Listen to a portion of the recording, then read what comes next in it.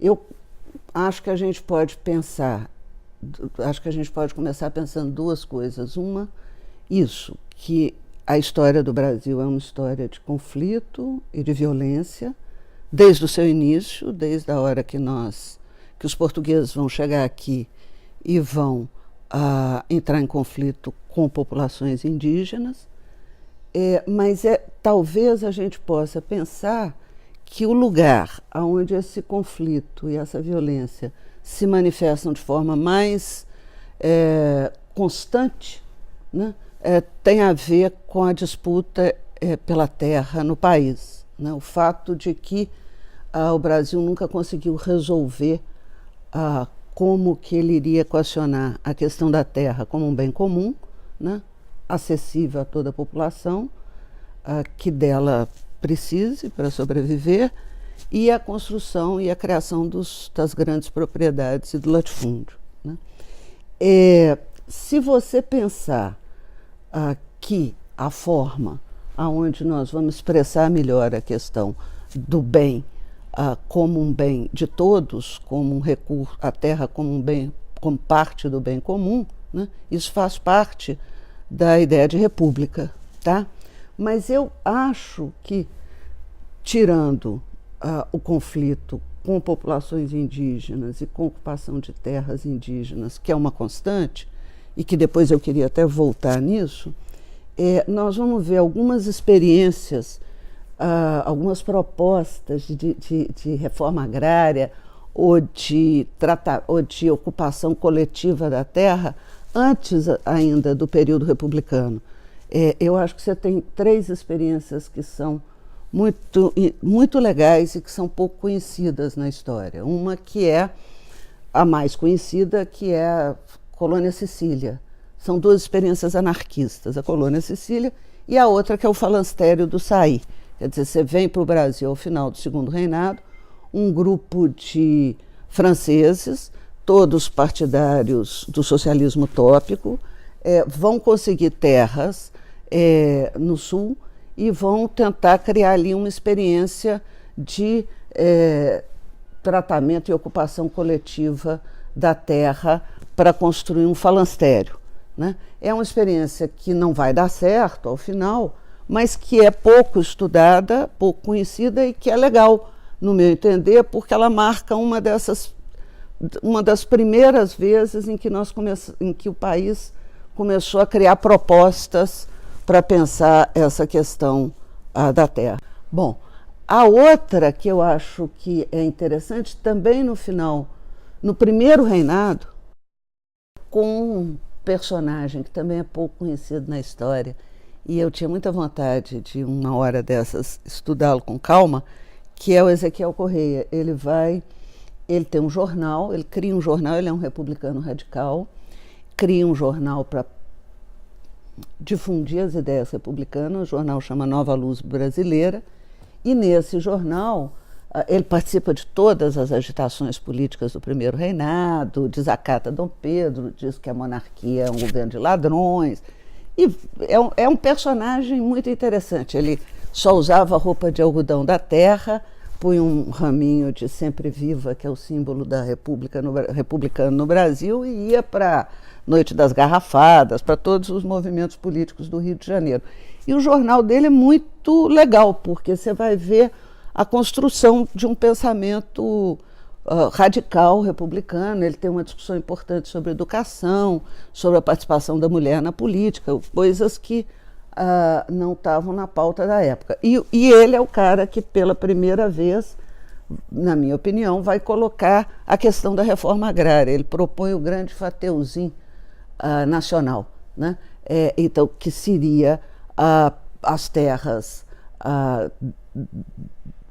comuns, as terras do governo, do Estado, da monarquia, e as terras devolutas serem divididas em pequenas propriedades, tá, da terra. E ele faz todo um projeto para o grande Fateuzinho nacional, que ele, então, publica no jornal. Então, essa discussão, digamos, sobre essa questão de como é que nós vamos lidar com a repartição da terra, ela é anterior à proclamação da República, pelo menos nessa circulação de ideias que está acontecendo, né? Você vai ter experiências de guerra, de lutas populares, como a Sabinada, por exemplo, em que ou a cabanagem no Pará, em que essa questão, de alguma maneira, também é colocada pelos rebeldes.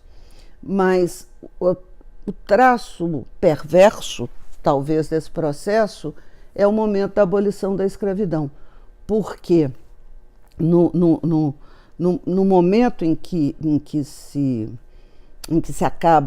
momento em que acaba a escravidão no Brasil, o projeto dos abolicionistas mais generosos e mais radicais, que era como é que nós vamos integrar os libertos à cidadania, né? E uma das formas seria através da pequena propriedade. E isso não é feito, né? A Lilian Schwartz tem uma frase muito bonita em que ela diz que a liberdade é negra nesse momento, mas a igualdade é branca. Então, você tem talvez um nó de uma grande perversão na formação social brasileira, que é o momento em que você liberta os escravos, os escravizados, coloca uma massa enorme de pessoas sem incluí-las na cidadania. E a República que se proclama, né, num golpe militar em 15 de novembro, também é uma república oligárquica.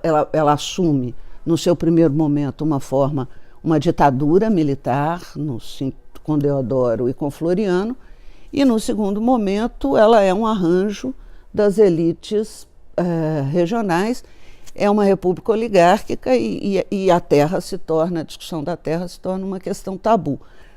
Se a gente pensar, né, nós temos uma ideia de que uma história mais rasa diria que, olha só, então a República foi feita numa parada militar, muito mais ou menos, porque nos 13 anos que se seguem, 15 anos que se seguem ao 15 de novembro, você tem uma série de revoltas no país, muita gente vai morrer nessa brincadeira, e uma das revoltas, talvez duas, né, muito importantes, uma é Canudos, né, que tem uma discussão de posse coletiva da terra. Então, é um momento, uma das questões que torna Canudos tão perigoso para a República, né, é o fato de que ali você tem um novo modo de vida no sertão, né?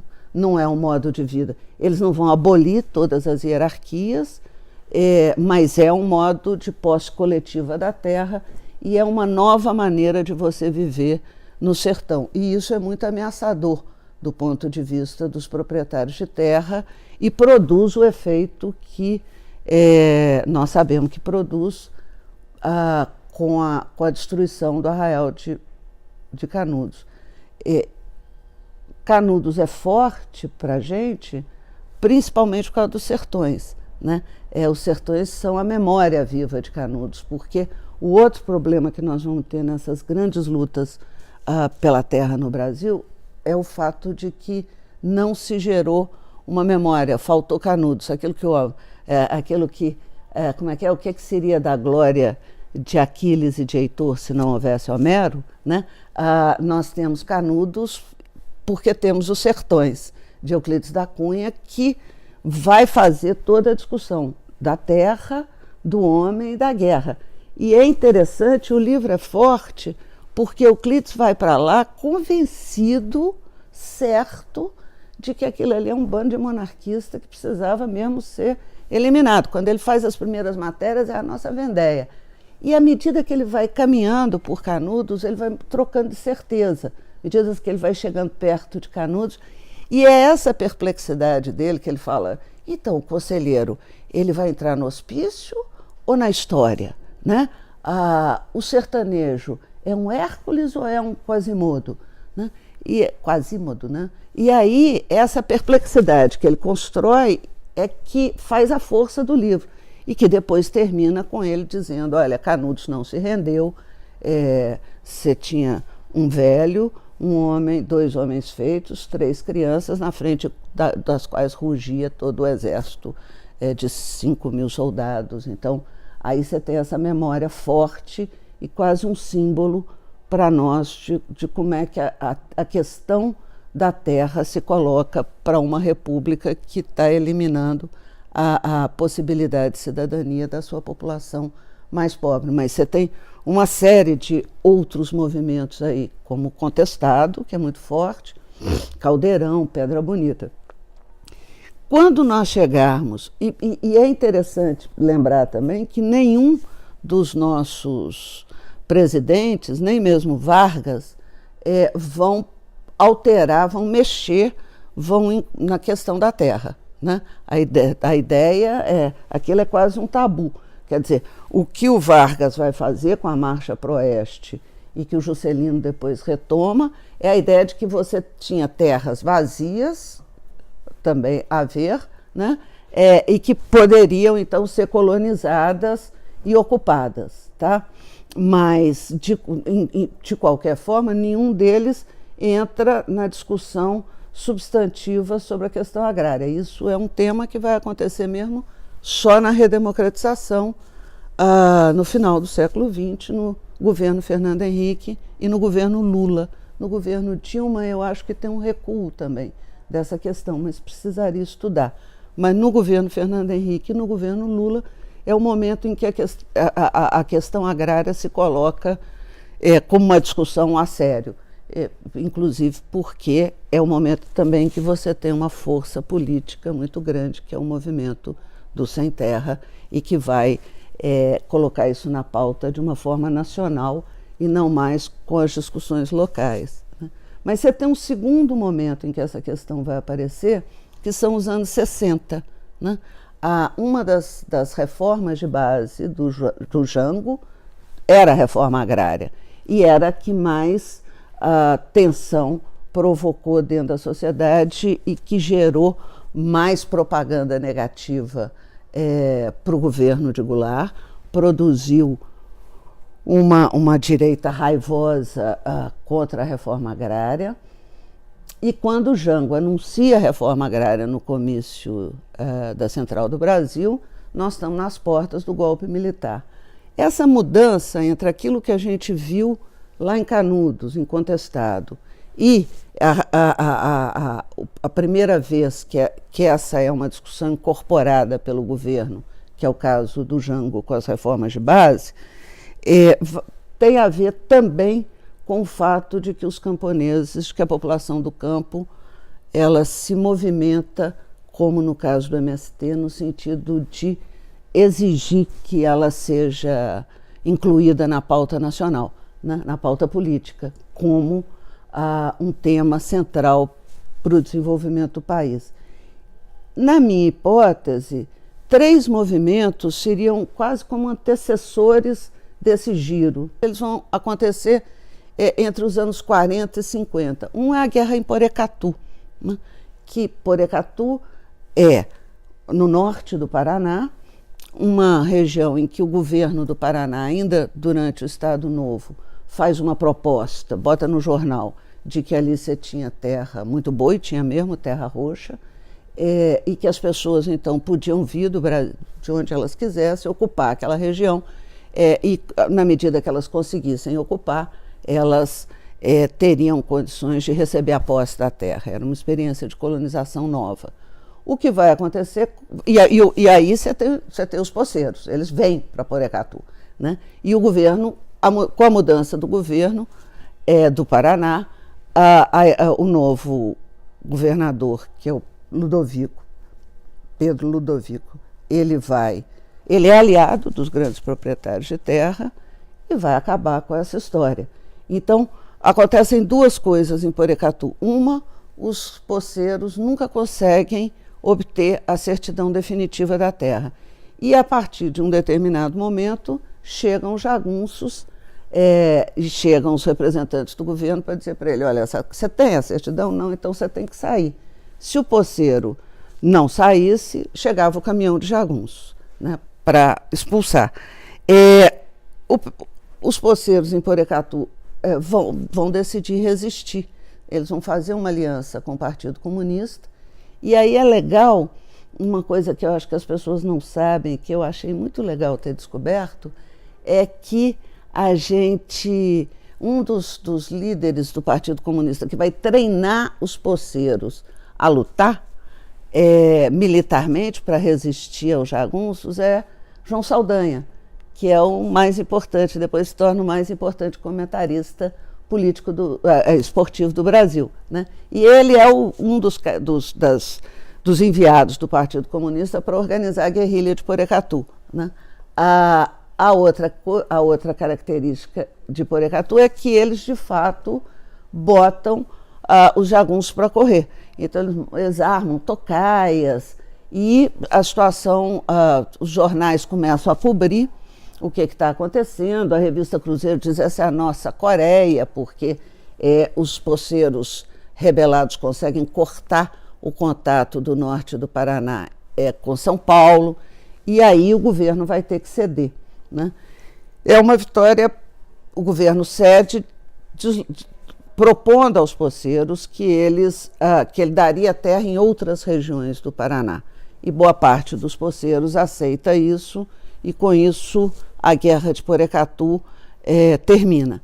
Mas você mudou o tipo de reivindicação, quer dizer, você começa a colocar em cena direitos que são próprios da luta pela terra, não são direitos gerais, mas e é isso que está na base da grande mudança dos anos 60.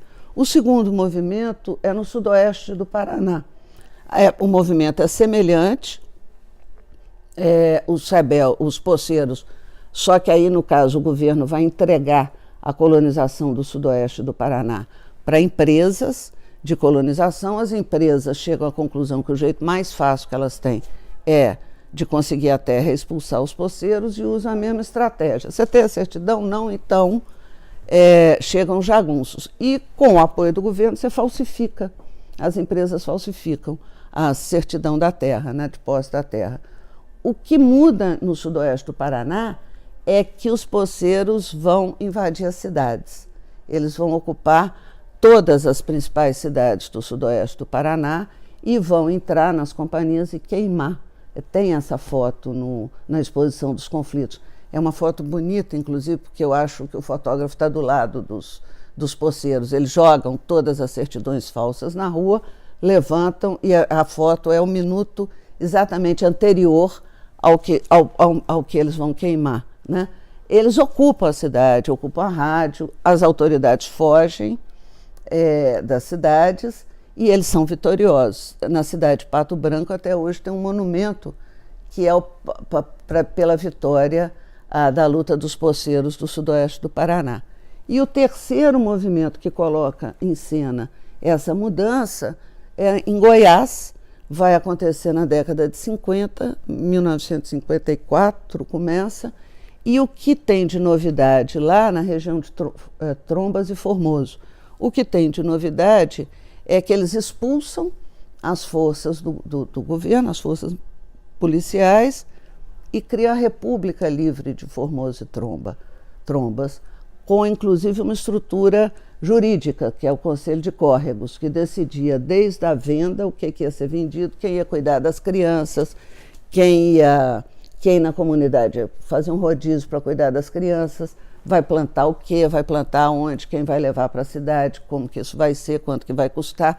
Então você tem uma experiência não estudada, que é a República de Trombas e Formoso, que tem uma novidade aí no uso coletivo da terra e nessa ideia de como que nós podemos viver de maneira comunitária, que precisava ser estudado. Esses três, a República de Trombas e Formoso, e ela tem também uma coisa interessante, que no caso de Goiás, mulheres vão dirigir o Conselho de Córregos, tá? Então tem uma presença feminina organizada e muito legal. No caso desses três movimentos, que a gente conhece pouco, talvez neles esteja o embrião do giro que vai explodir nos anos 60 com as ligas camponesas, com essa formação e com essa exigência de colocar a questão na pauta do Estado, tá? Como uma questão importante, né? Tão importante que a ditadura militar, de alguma maneira, vai tentar lidar com ela. Vocês devem ter visto lá no governo Castelo com o Estatuto da Terra, tá? Tem um outro aspecto que eu acho que agora nós começamos a estudar, mas que eu acho que os historiadores estão devendo, e eu não entendo, que é com as populações indígenas. Não só no momento inicial da ocupação do Brasil pelos europeus, mas no momento da ditadura militar, né? E é muito assustador porque a gente não sabia, né? E é uma história importante, porque o projeto dos militares é o de tamponar as fronteiras ao norte, né? Eu estou maltratando a história, mas é só para indicar como é que você tem, como é que não acaba, nem mesmo durante a ditadura militar. Então a ideia é, vamos deslocar a população para ocupar a fronteira e fazer esse processo de tamponar. Na opinião dos militares, aquilo é terra vazia, só que ali você tem as populações indígenas. E aí você tem um processo, é um massacre, tá? Que começa em 1967, quando o ministro do Interior tenta, que é um militar, quer acabar com o Serviço de Proteção Índio para criar a FUNAI, e aí ele chama um procurador, que era favorável aos militares, procurador conservador e tal, que se chama Jader Figueiredo, e diz para ele, olha, junta uma equipe pequenininha e levanta quais são os focos de corrupção nos postos do Serviço de Proteção aos Índios para que a gente possa acabar com isso. O Jader vai, e vai viver uma situação similar à do Euclides da Cunha. À medida que ele vai vendo a realidade do que está acontecendo com as populações indígenas, ele vai mudando de posição. E ele faz um relatório devastador, que é conhecido como relatório Figueiredo, mostrando distribuição de estricnina para matar, bombardeio de aldeia com avião, para eliminar essas populações. E é muito louco no relatório Figueiredo, porque a linguagem, à medida que o procurador vai se indignando, a linguagem vai mudando, né? É como se você estivesse vendo uma situação análoga do nosso amigo Euclides da Cunha. O cara chega cheio de certezas e ele descobre. No caso do Jader, é um procurador, ele não é um sujeito que se satisfaz só com convicções, ele quer provas e ele prova, né? Então ele põe foto, ele põe documento, ele dá nome, endereço, está tudo. E aí com ele acontece diferente do Euclides da Cunha. Ele volta com o relatório, a primeira providência, a equipe dele é desfeita, muitos jovens, e eles são espalhados pelo país.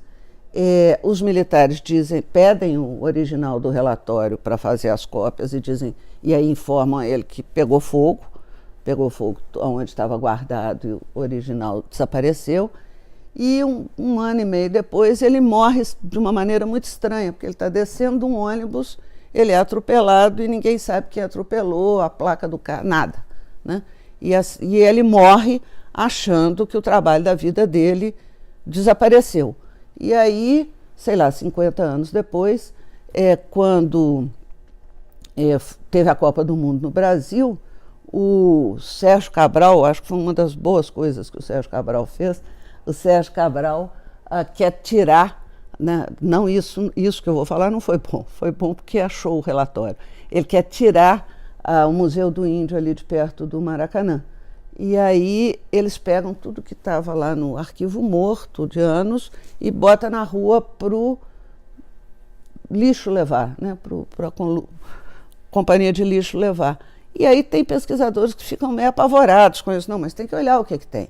E aí um pesquisador independente, o Marcelo, vai lá com um bando de gente voluntária e eles começam a olhar antes de deixar julgar. Quando eles abrem as caixas, eles começam a ver uma coisa esquisita.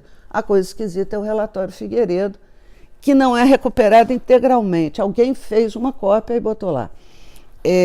nós temos ele fez 7.000 páginas, recuperou-se 5.000, e a UFMG digitalizou. Então, ele está disponível, né?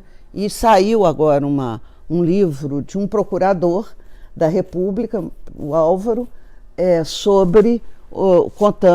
analisando o relatório Figueiredo e fazendo uma coisa interessante, que é mostrando como que se atualiza os crimes que foram cometidos com as populações indígenas e o que se perdeu em termos do nosso tema com relação à terra. Então, repara que nesse arco rápido que eu fiz, nós temos uma luta constante, né? Uma recusa também, ou uma dificuldade de enfrentar a questão da terra, e uma marca de violência que aparece sistematicamente e que não cessa, né? Você não tem um momento da história do Brasil em que você diga assim, não, mas aí o campo estava em paz. Não estava, né? Então, é um dos lugares onde a nossa desigualdade aparece de forma mais gritante, a ideia de que nós somos desterrados na nossa própria terra, que é um verso bonito, já que a gente está em Minas, do Cláudio Manuel da Costa, e que depois o Sérgio Buarque pega para dizer que está na raiz da formação brasileira, essa ideia do desterro na terra, né, de você ser pária, de você não ter cidadania, né? Isso é muito, muito evidente na questão das lutas no campo. E a presença, então, a desigualdade, ele revela para nós um profundo traço de desigualdade, o desterro na própria terra e a violência, né? E a grande violência que se comete. A injustiça do Brasil, talvez um dos lugares em que ela seja visível, é lá, né?